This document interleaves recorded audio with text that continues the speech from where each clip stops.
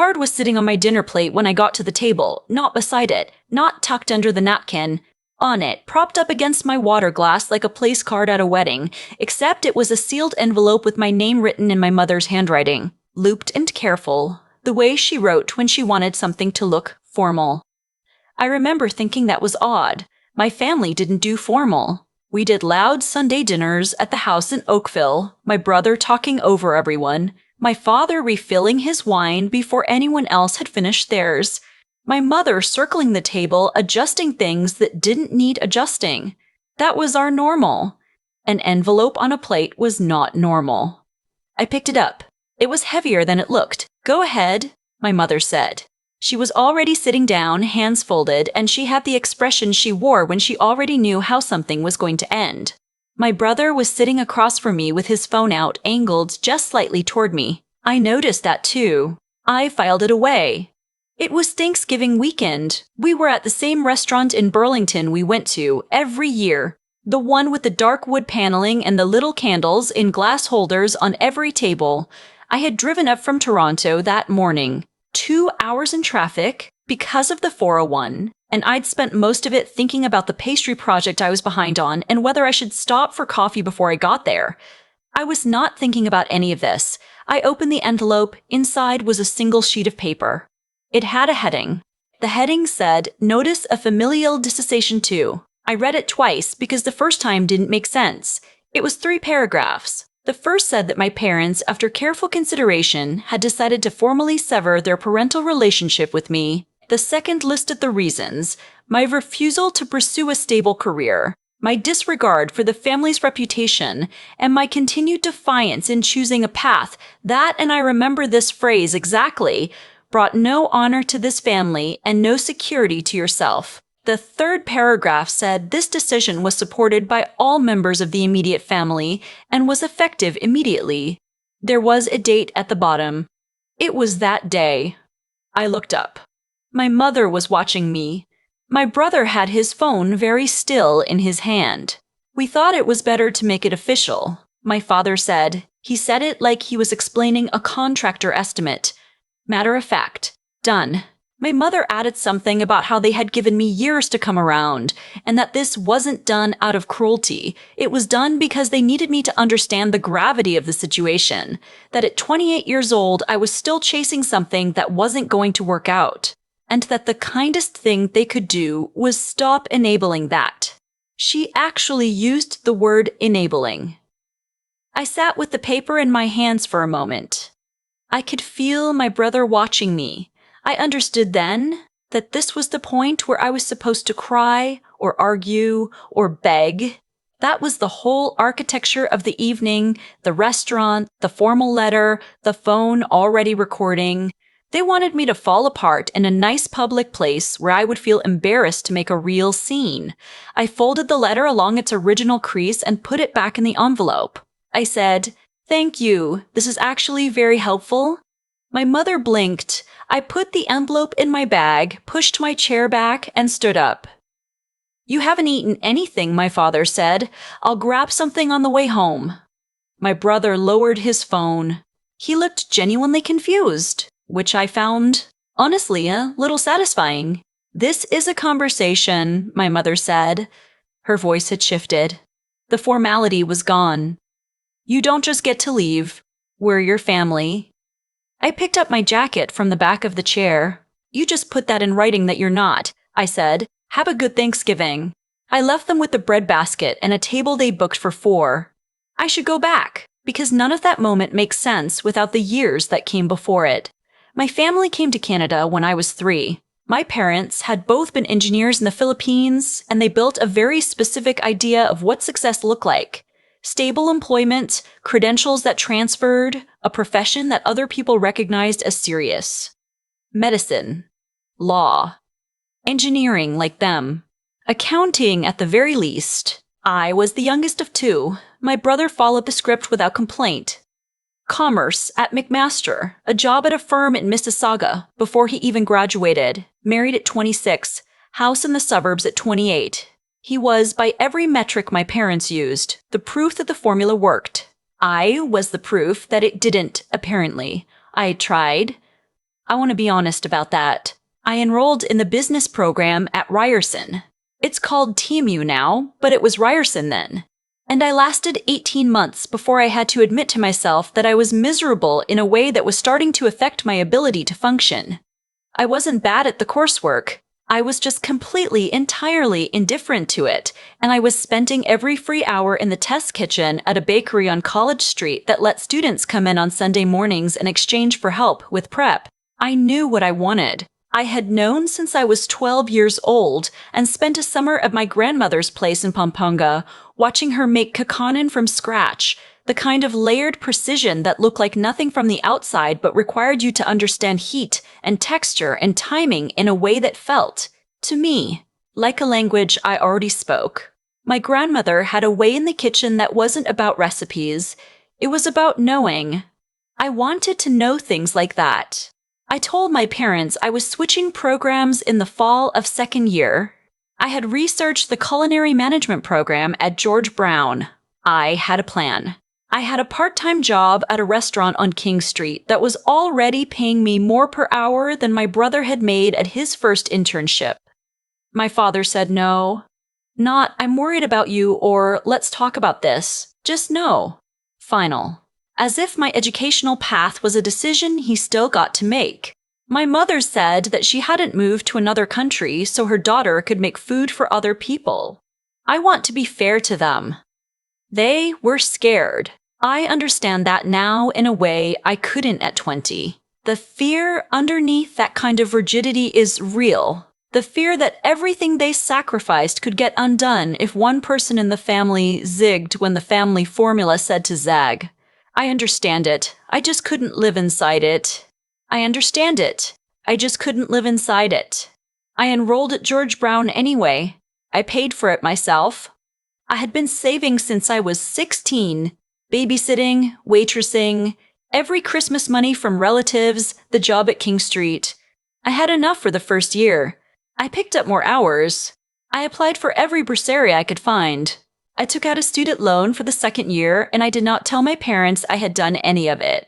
For about 8 months, I was still going home to Oakville for Sunday dinners, still nodding along when my mother asked how my business courses were going, still performing a version of my life that didn't exist anymore. I'm not proud of that part. But I was 20, I was terrified, and I didn't have anywhere else to go if they cut me off. My grandmother found out first. My father's mother, who had come to stay with us for a few months that winter, she found a George Brown syllabus on the kitchen table one morning and asked me about it quietly, just the two of us, before anyone else was awake. I told her everything. She didn't say anything for a long moment. Then she said, in Tagalog, "The hands that can make food are the hands that can feed themselves." She pressed $200 into my palm and told me to buy good knives. She was the only one who ever knew before I was ready to tell anyone. My parents found out the real way, through my brother, who found a George Brown student ID in my jacket pocket one Christmas and told my mother because he thought she should know. And that was the beginning of 4 years of the kind of low-level family warfare that nobody talks about but everybody in immigrant families recognizes. The dinners where conversation had a current running underneath it. The comments wrapped in questions. The comparison to my brother's mortgage, my brother's title, my brother's RRSP. The pointed silences. I graduated from George Brown at the top of my cohort. My parents did not come to the ceremony. I was fine. I had my grandmother on one side and my best friend on the other, and afterward we went to a Portuguese restaurant on Dundas End. I ate the best custard tart of my life and I thought, okay, this is where it starts. And it did start. I staged at a restaurant in the Distillery District for 6 months. Staged means working for almost nothing in exchange for learning from someone better than you. And then I was hired as a junior pastry chef at a hotel kitchen downtown. I worked there for 2 years. I saved. I planned. What I was planning, I didn't tell anyone outside of my 2 closest friends and my grandmother. I had an idea. It had been forming since my last year at George Brown, getting more specific with every month I worked in professional kitchens. The Canadian food industry had a problem that nobody was talking about directly.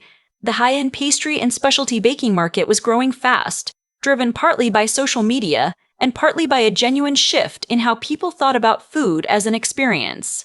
But the supply chain for artisan baked goods for events and hospitality, the cakes for corporate galas, the petite fours for hotel afternoon teas, the dessert tables for the kind of wedding where everything had to be both beautiful and actually delicious, was still fragmented, inconsistent, impossible to scale without sacrificing quality. I thought I could fix that. I spent 8 months writing a business plan in the evenings after my shifts. I talked to every event planner and hotel catering manager I could get in front of. I entered a small business pitch competition run by a food industry association in Toronto, and I came in second, which was enough to get me a meeting with one of the judges, a woman who ran a boutique hospitality investment firm and who became, over the following year, something between a mentor and the first person to ever take me seriously in a room full of people who could actually do something about it. Her name was Joanne.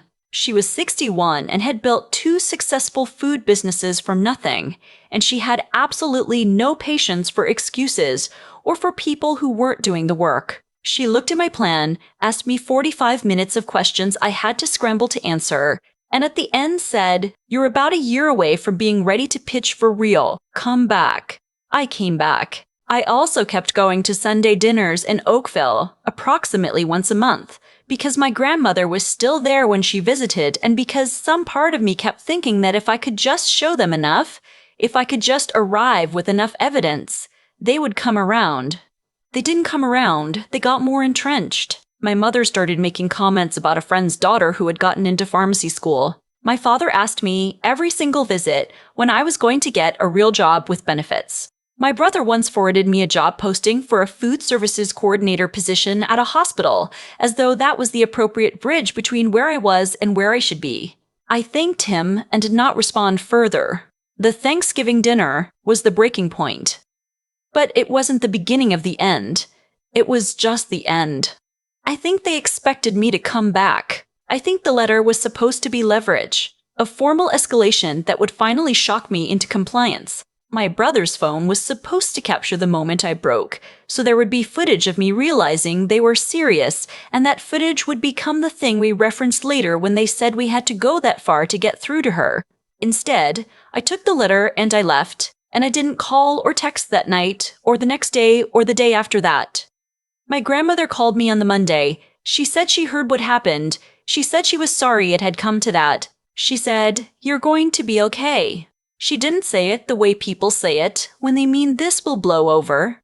She said it the way she'd said everything to me since I was 12, like she already knew the end of the story and she was just waiting for me to get there. I was okay. I was better than okay. I was, if I'm being honest, the lightest I had felt in years. Because here is what my family did not know. On that Thanksgiving weekend in October, 3 weeks earlier, I had signed a partnership agreement with Joanne's firm. We were launching a company, a specialty pastry and dessert production studio that would service the premium hospitality and events market in the Greater Toronto area with a model built for scale. I had spent 2 years getting ready for that signature. I had a commercial space locked in at a kitchen incubator in Etobicoke. I had 3 hotel accounts already committed. I had a name, a logo, a website going live in November. I had a life that was already built.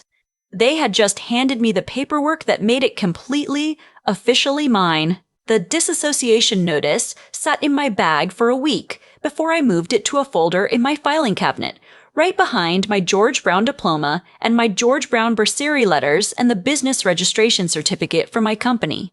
I kept it because I thought someday I might want to remember exactly what the before looked like. The industry event was in February.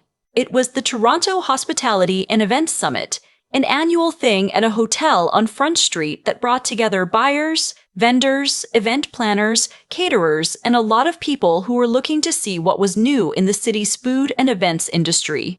Joanne had submitted us for a showcase spot 6 months earlier. We had a table, samples, and a presentation slot in the afternoon program. What I didn't know until the morning of the event was that my mother's closest friend, a woman who had known my family for 20 years and who ran a high-end wedding planning business, had a table 20 feet from ours. I found out when I looked up from arranging the display and saw her across the room and then watched her pull out her phone. I went back to arranging the display. The afternoon program had a keynote from the association's incoming director, a woman named Andrea Sue, who was one of the most well-regarded figures in Toronto's hospitality industry. I had met her briefly at another event the previous spring. I had not expected her to know who I was. She did know who I was. She referenced our company in her remarks.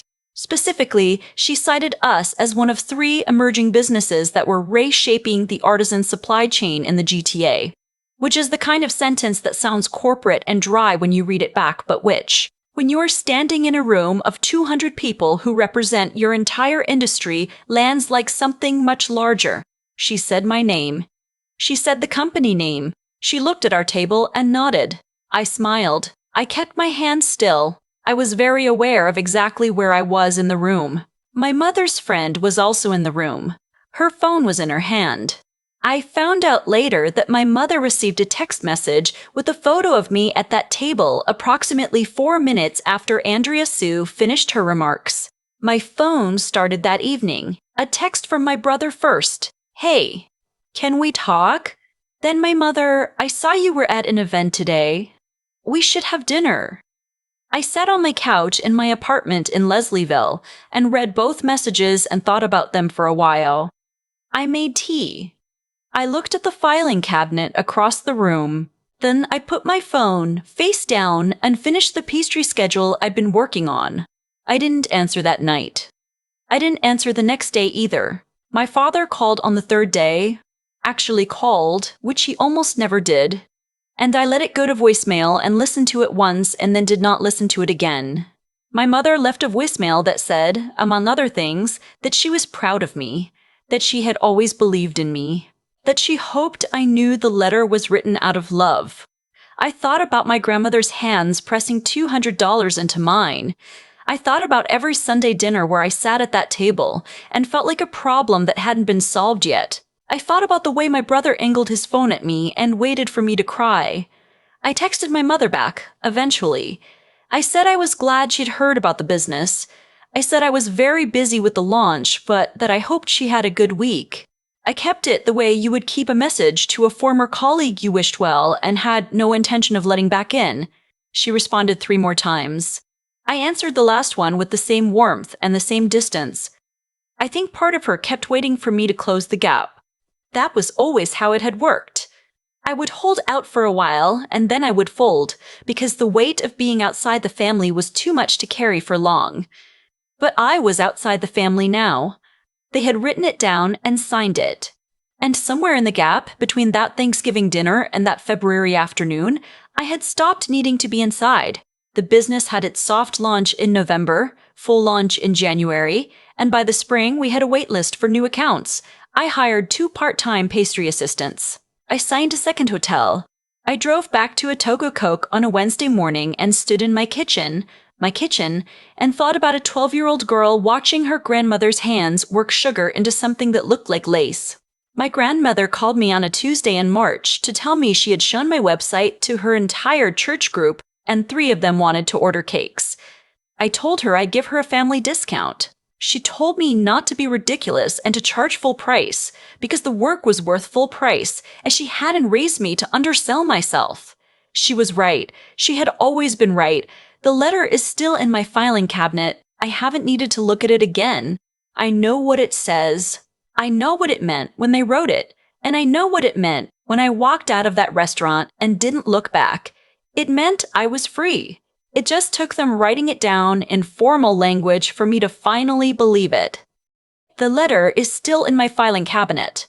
I've opened the drawer maybe twice since I put it there, not to read it, just to confirm it exists, that it was real, that someone actually sat down, typed those words, printed them, sealed them in an envelope, and carried them to a restaurant to hand to their daughter on a holiday weekend. I used to think the hardest part of that whole stretch of years was the loneliness of doing everything quietly. The loans I didn't tell anyone about, the program switch I hid for 8 months, the business plan I wrote alone at my kitchen table after 12-hour shifts while my feet still hurt. But I don't think that anymore. I think the hardest part was continuing to show up. Continuing to sit at that table in Oakville and pass the rice and nod along, carrying a version of myself that my family refused to see while building the real one somewhere else entirely. What I know now is that the actions we take in private, the ones nobody witnesses, the ones with no audience, are the ones that actually determine where we end up. Every bursary application I filled out at midnight. Every question I asked a hotel catering manager who had no reason to give me their time. Every time I rewrote the business plan, because Joanne asked a question I couldn't answer and I went home and figured out how to answer it. None of that was visible. All of it was real. There's something that happens when you make a decision from a place of genuine understanding rather than fear or performance. It has a different quality. When I switched programs, I wasn't being reckless. I had read the market. I had worked in the industry. I had done the math on what it would cost and mapped out how to cover it. The choice looked impulsive from the outside because I made it without asking permission. But it wasn't impulsive. It was just mine. My grandmother understood that. She always had. She didn't tell me I was brave or that I was going to be fine in the way people say those things to make themselves feel better about not helping. She told me the work was worth full price. She told me to buy good knives.